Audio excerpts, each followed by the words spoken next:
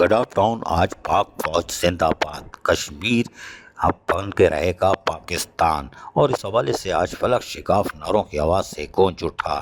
گڈا town کے chairman Tariq عزیز Baloch, vice chairman جان محمد چوکیو، municipal commissioner محمد نواز مہر کے ساتھ ساتھ گڈا ٹاؤن کے افسران و ملازمین آج سخت احتجاجی مظاہرہ کر رہے تھے، کیونکہ یہ بلیک ڈے تھا۔ بلیک ڈے یقیناً ہر سال منایا جاتا ہے اور کشمیری خواتین، بچوں، بزرگوں، بچیوں اور جوانوں کے ساتھ جو کہ حق خود ارادیت کے لیے یقینی طور پر جد و جہد کر رہے ہیں اور یقینی طور پر بھارتی تسلط، غیر قانونی قبضے اور اس کی جارحیت کے خلاف احتجاج بھی کرتے چلے آ رہے ہیں، اس پر پاکستان کی پوری قوم بھی ان کے ساتھ ہے۔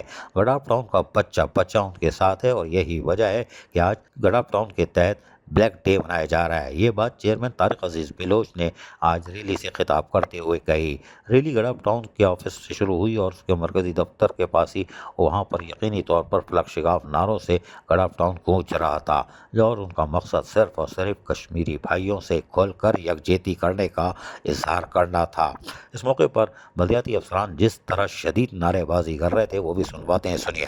پاکستان زندہ باد، پاکستان زندہ باد، کشمیر بنے گا پاکستان، کشمیر بنے گا پاکستان۔ یقینی طور پر گڈا ٹاؤن میں آج چیئرمین طارق عزیز بلوچ، وائس چیئرمین جان محمد چوکیو اور میونسپل کمشنر محمد نواز مہر نے کشمیریوں سے کھل کر یکجہتی کا اظہار کیا، اور پاکستان میں جہاں پورے پاکستان میں بلیک ڈے منایا جا رہا تھا، گڈا ٹاؤن آج سراپا احتجاج تھا۔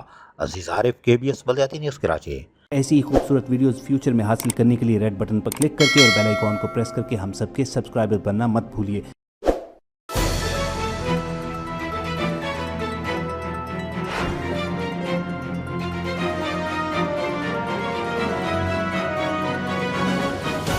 KBS بلدیاتی نیوز۔